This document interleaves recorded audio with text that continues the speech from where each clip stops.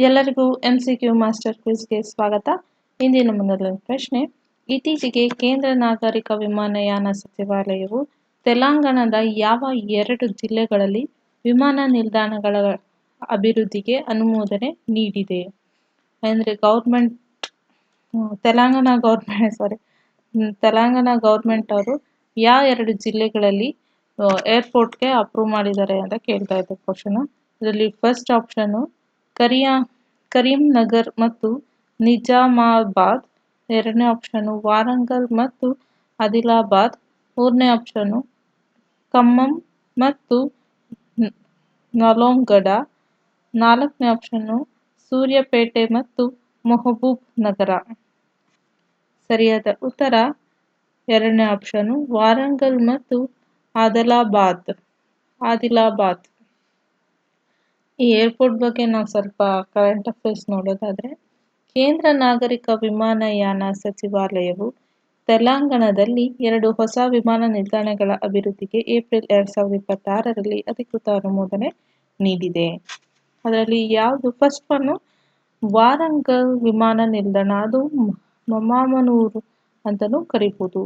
ವಾರಂಗಲ್ ವಿಮಾನ ನಿಲ್ದಾಣ ಬಗ್ಗೆ ನೋಡೋದಾದ್ರೆ ಅದರ ಅಂದಾಜು ವೆಚ್ಚ ಸುಮಾರು 850 ಕೋಟಿ ಮೊತ್ತದ ಬೃಹತ್ ಯೋಜನೆಯಾಗಿದೆ ಇದು. ಮತ್ತೆ ಪ್ರಗತಿ, ಮುಂದಿನ 3 ತಿಂಗಳೊಳಗೆ ಈ ವಿಮಾನ ನಿಲ್ದಾಣದ ಶಂಕುಸ್ಥಾಪನೆ ನೆರವೇರಲಿದೆ.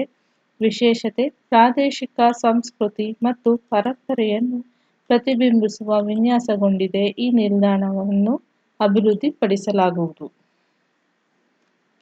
ಎರಡನೇದು ಆದಿಲಾಬಾದ್ ವಿಮಾನ ನಿಲ್ದಾಣ, ಇದು ಜಂಟಿ ಅಭಿವೃದ್ಧಿ. ಈ ನಿಲ್ದಾಣವನ್ನು ರಕ್ಷಣಾ ಸಚಿವಾಲಯ ಮತ್ತು ನಾಗರಿಕ ವಿಮಾನಯಾನ ಸಚಿವಾಲಯ ಜಂಟಿಯಾಗಿ ಅಭಿವೃದ್ಧಿಪಡಿಸುತ್ತಿದೆ. ವಿಸ್ತರಣಾ, ಸುಮಾರು 1000 ಎಕರೆ ಪ್ರದೇಶದಲ್ಲಿ ಯೋಜನೆ ನಿರ್ಮಾಣವಾಗಲಿದೆ. ಬಳಕೆ, ಇದು ನಾಗರಿಕ ವಿಮಾನ ಸಂಚಾರದ ಜೊತೆಗೆ ಭಾರತೀಯ ವಾಯುಪಡೆ ತರಬೇತಿಗೂ ಕೂಡ ಬಳಕೆಯಾಗಲಿದೆ. ಮುಂದಿನ ಪ್ರಶ್ನೆ, ಗಗನಯಾನ ಮಿಷನ್ಗಾಗಿ ಇಸ್ರೋ ಇತ್ತೀಚೆಗೆ ನಡೆಸಿದ IADT-02 ಪರೀಕ್ಷೆಯಲ್ಲಿ ಕ್ರೂ ಮಾಡ್ಯೂಲ್ ಅನ್ನು ಯಾವ ಹೆಲಿಕಾಪ್ಟರ್ ಬಳಸಿ ಆಕಾಶದಿಂದ ಬಿಡಲಾಯಿತು? ಮೊದಲನೇ ಆಪ್ಷನ್ ಅಪಾಚೆ, ಎರಡನೇ ಆಪ್ಷನ್ ಚಿನೂಕ್, ಮೂರನೇ ಆಪ್ಷನ್ ಧ್ರುವ್, ನಾಲ್ಕನೇ ಆಪ್ಷನ್ ಚೇತಕ್. ಸರಿಯಾದ ಉತ್ತರ ಆಪ್ಷನ್ ನಾಲ್ಕನೇದು ಚೇತಕ್. ಇದರ ಬಗ್ಗೆ ಸ್ವಲ್ಪ ಕರೆಂಟ್ ಅಫೇರ್ಸ್ ನೋಡೋದ. ಭಾರತೀಯ ಬಾಹ್ಯಾಕಾಶ ಸಂಶೋಧನಾ ಸಂಸ್ಥೆ ಇಸ್ರೋ ಫುಲ್ ಫಾರ್ಮ್ ಇದು ಏಪ್ರಿಲ್ 10, 2026ರಂದು ಆಂಧ್ರಪ್ರದೇಶದ ಶ್ರೀಹರಿಕೋಟದಲ್ಲಿ ಗಗನಯಾನ ಮಿಷನ್ಗಾಗಿ 2ನೇ ಸಮಗ್ರ ಏರ್ ಡ್ರಾಪ್ ಪರೀಕ್ಷೆಯನ್ನು ಯಶಸ್ವಿಯಾಗಿ ಪೂರ್ಣಗೊಳಿಸಿದೆ. ಇದರ ಕಾರ್ಯಾಚರಣೆ ದಿನಾಂಕ ಯಾವಾಗ ಮಾಡಿದ್ದು, ಯಾವ ಸ್ಥಳದಲ್ಲಿ ಅಂದರೆ ಏಪ್ರಿಲ್ 10, 2026ರಂದು ಶ್ರೀಹರಿಕೋಟದ ಸತೀಶ್ ಧವನ್ ಬಾಹ್ಯಾಕಾಶ ಕೇಂದ್ರದಲ್ಲಿ ನಡೆಸಿದರು. ಯಾವ ವಿಧಾನ? ಭಾರತೀಯ ವಾಯುಸೇನೆಯ ಚಿನೂಕ್ ಹೆಲಿಕಾಪ್ಟರ್ ಮೂಲಕ ಸುಮಾರು 5.7 ಟನ್ ತೂಕದ ಅಣುಕು ಕ್ರೂ ಮಾಡ್ಯೂಲ್ ಅನ್ನು 3 ಕಿಲೋಮೀಟರ್ ಎತ್ತರಕ್ಕೆ ಕೊಂಡೊಯ್ದು ಸಮುದ್ರದ ಮೇಲೆ ಬಿಡಲಾಯಿತು. ಪ್ಯಾರಾಚೂಟ್ಗೂ ವ್ಯವಸ್ಥೆ ಅದಕ್ಕಿತ್ತು. ಅದು ಹೇಗೆ? ಮಾಡ್ಯೂಲ್ ಕೆಳಗೆ ಬೀಳುವಾಗ ಒಟ್ಟು 10 ಪ್ಯಾರಾಚೂಟ್ಗಳನ್ನು ಹಂತ ಹಂತವಾಗಿ ತೆರೆಯುವ ಮೂಲಕ ಅದರ ವೇಗವನ್ನು ಸುರಕ್ಷಿತ ಮಟ್ಟಕ್ಕೆ ಇಳಿಸಲಾಯಿತು. ಚೇತರಿಕೆ, ರಿಕವರಿ ಹೇಗೆ ಮಾಡುವುದು? ಸಮುದ್ರಕ್ಕೆ ಬಿದ್ದ ಕ್ರೂ ಮಾಡ್ಯೂಲ್ ಅನ್ನು ಭಾರತೀಯ ನೌಕಾಪಡೆಯ ನೆರವಿನೊಂದಿಗೆ ಯಶಸ್ವಿಯಾಗಿ ಮೇಲೆತ್ತಲಾಯಿತು. ಮುಂದಿನ ಪ್ರಶ್ನೆ, ಇತ್ತೀಚೆಗೆ ಮ್ಯೂಸ್ ಸ್ಪಾರ್ಕ್ ಹೆಸರಿನ ಹೊಸ AI ಮಾದರಿಯನ್ನು ಬಿಡುಗಡೆ ಮಾಡಿದ ಕಂಪನಿ ಯಾವುದು? ಮ್ಯೂಸ್ ಸ್ಪಾರ್ಕ್ ಇದೊಂದು AI. ಯಾವ ಕಂಪನಿ ಬಿಡುಗಡೆ ಮಾಡಿತು? ಅದ್ರ ಮೊದಲನೇ ಆಪ್ಷನ್ ಗೂಗಲ್, ಎರಡನೇ ಆಪ್ಷನ್ ಮೈಕ್ರೋಸಾಫ್ಟ್, ಮೂರನೇದು ಮೆಟಾ, ನಾಲ್ಕನೇದು ಆಪಲ್. ಸರಿಯಾದ ಉತ್ತರ ಮೆಟಾ, ಮೂರನೇ ಆಪ್ಷನ್. ಈ ಮ್ಯೂಸ್ ಸ್ಪಾರ್ಕ್ ಅನ್ನೋ AI ಮಾದರಿಯನ್ನು ಮೆಟಾದವರು ಬಿಡುಗಡೆ ಮಾಡಿದ್ದಾರೆ.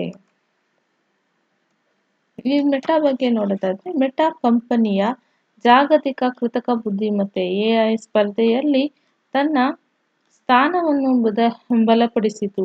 ಮ್ಯೂಸ್ ಪಾರ್ಕ್ ಎಂಬ ಸುಧಾರಿತ ಎಐ ಮಾದರಿಯನ್ನು ಏಪ್ರಿಲ್ 2026ರಲ್ಲಿ ಬಿಡುಗಡೆ ಮಾಡಿದೆ. ಮ್ಯೂಸ್ ಪಾರ್ಕ್ ಅಂದ್ರೇನು?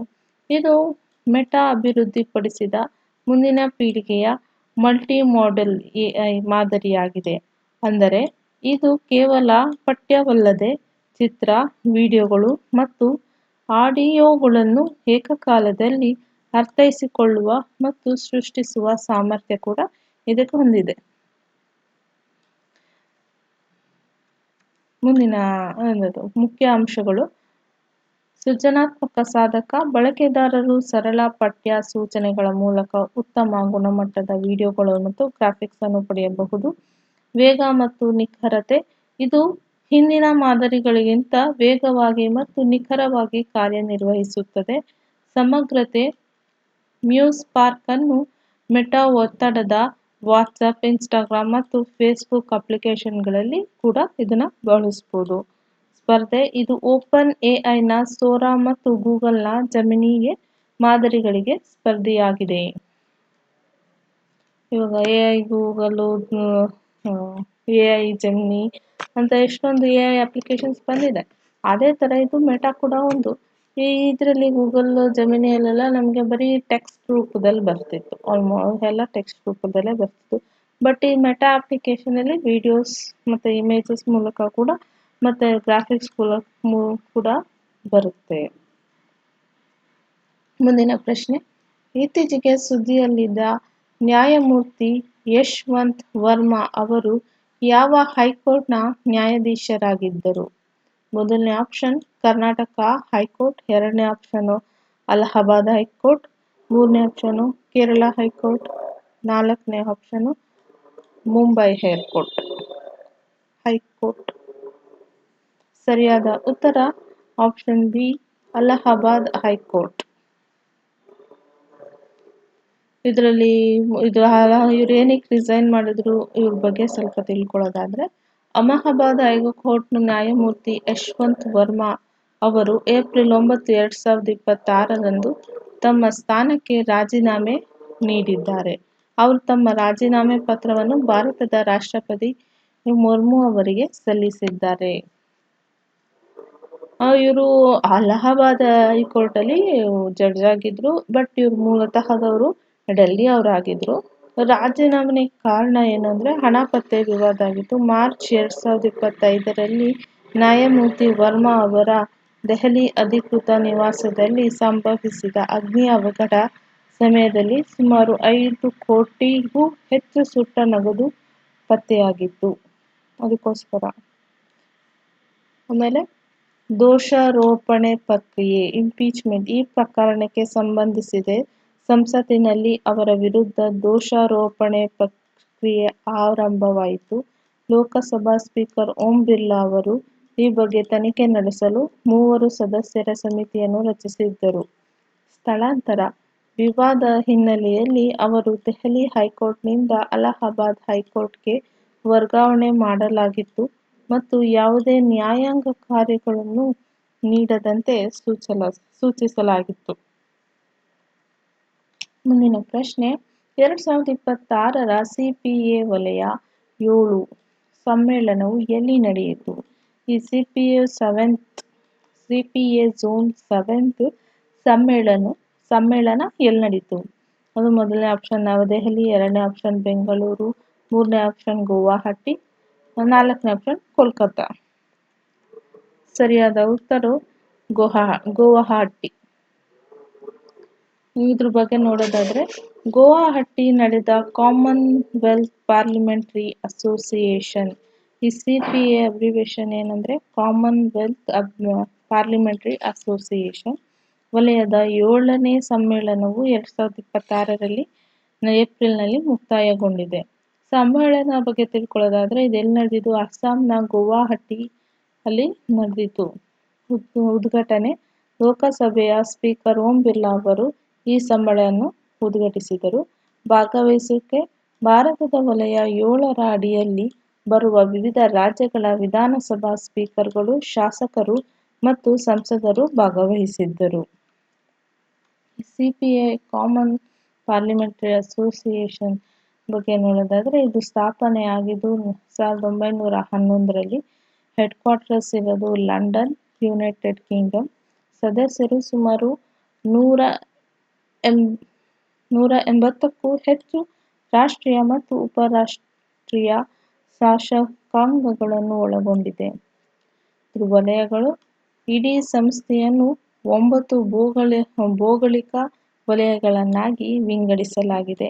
ಅದರಲ್ಲಿ ಆಫ್ರಿಕಾ, ಏಷ್ಯಾ, ಆಸ್ಟ್ರೇಲಿಯಾ, ಬ್ರಿಟಿಷ್ ದ್ವೀಪಗಳು ಮತ್ತು ಮೆಡಿಟರೇನಿಯನ್, ಕೆನಡಾ, ಕೇಂಬ್ರಿಡ್ಜ್, ಪೆಸಿಫಿಕ್, ಆಗ್ನೇಯ ಏಷ್ಯಾ ಮತ್ತು ಭಾರತ. ಮುಂದಿನ ಪ್ರಶ್ನೆ, ಇತ್ತೀಚೆಗೆ ಭಾರತದ ಅತಿದೊಡ್ಡ ಆಟೋಮೊಬೈಲ್ ರಫ್ತು ಕೇಂದ್ರವಾಗಿ ಯಾವ ಬಂದರು ಹೊರಹೊಮ್ಮಿದೆ? Automobile export hub. ಯಾವ ಬಂದರು ಅತಿ ಹೆಚ್ಚು ಎಕ್ಸ್ಪೋರ್ಟ್ ಆಗ್ತಿದೆ? ಅದರಲ್ಲೂ ಮೊದಲನೇ ಆಪ್ಷನ್ನು ಜವಾಹರ್ಲಾಲ್ ನೆಹರು ಬಂದರ್, ಎರಡನೇ ಆಪ್ಷನ್ನು ಮುಂದ್ರಾ ಬಂದರು, ಮೂರನೇ ಆಪ್ಷನ್ನು ಚೆನ್ನೈ ಬಂದರ್, ನಾಲ್ಕನೇ ಆಪ್ಷನ್ನು ವಿಶಾಖಪಟ್ಟಣಂ. ಸರಿಯಾದ ಉತ್ತರ ಮುಂದ್ರಾ ಬಂದರ್. ಈ ಮುಂದ್ರಾ ಬಂದರು ಎಲ್ಲಿರೋದು ಅಂದರೆ ಗುಜರಾತ್ನಲ್ಲಿದೆ.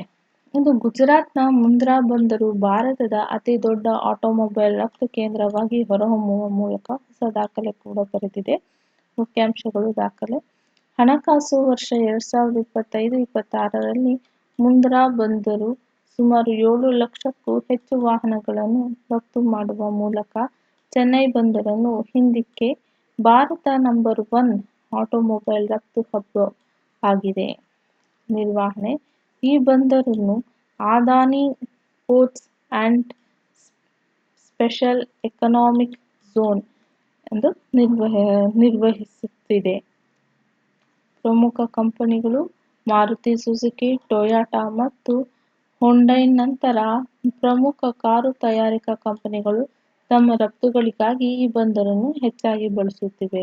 ಯಶಸ್ಸಿಗೆ ಕಾರಣ ಏನು ಅಂದರೆ ಇಲ್ಲಿ ಇರುವ ಸುಧಾರಿತ ರೋ-ರೋ ಸೌಲಭ್ಯವು ವಾಹನಗಳನ್ನು ಹಡಗುಗಳಿಗೆ ಲೋಡ್ ಮಾಡಲು ಸುಲಭ ಮತ್ತು ವೇಗವಾಗಿ ದಾರಿಯಾಗಿದೆ.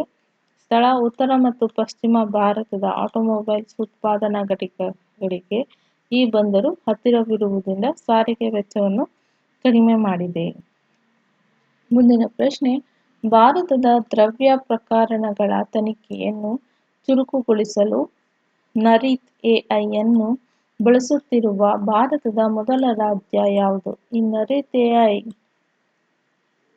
ಎಐ ಮಾದಕ ದ್ರವ್ಯಗಳ ತನಿಖೆ ಚುರುಕುಗೊಳಿಸಲು ಈ ನರೀತ್ ಎಐಯನ್ನು ಬಳಸುವ ಭಾರತದ ಮೊದಲ ರಾಜ್ಯ ಯಾವುದು ಅಂದರೆ ಆಪ್ಷನ್ಸ್ ಕರ್ನಾಟಕ, ಮೊದಲನೇ ಆಪ್ಷನ್, ಎರಡನೇ ಆಪ್ಷನ್ ಮಹಾರಾಷ್ಟ್ರ, ಮೂರನೇ ಆಪ್ಷನ್ ಗುಜರಾತ್, ನಾಲ್ಕನೇ ಆಪ್ಷನ್ ಪಂಜಾಬ್.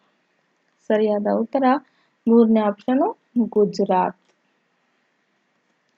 ಇದ್ರ ಬಗ್ಗೆ ನೋಡೋದಾದ್ರೆ ಗುಜರಾತ್ ಪೊಲೀಸರು ಮಾದಕ ದ್ರವ್ಯ ಪ್ರಕರಣಗಳನ್ನು ಹೆಚ್ಚು ವೇಗವಾಗಿ ಮತ್ತು ಚುರುಕಾಗಿ ನಿರ್ವಹಿಸಲು ನರೀತ್ ಎಐ ಎಂಬ ಅತ್ಯಾಧುನಿಕ ಕೃತಕ ಬುದ್ಧಿಮತ್ತೆ ಸಾಧನವನ್ನು ಏಪ್ರಿಲ್ 10, 2026ರಂದು ಲೋಕಾರ್ಪಣೆ ಮಾಡಿದ್ದಾರೆ.